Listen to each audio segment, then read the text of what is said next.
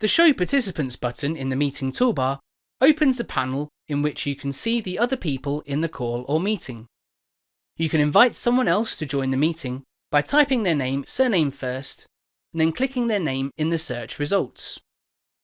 This will call that person immediately. If your meeting is with more than 2 people, you can pin an individual to the screen so that your focus is on them, no matter who is talking. To pin someone to your screen, hover over that person's name and 3 dots will appear to the right of it, the More Options button. If you click on the button, a little menu will appear.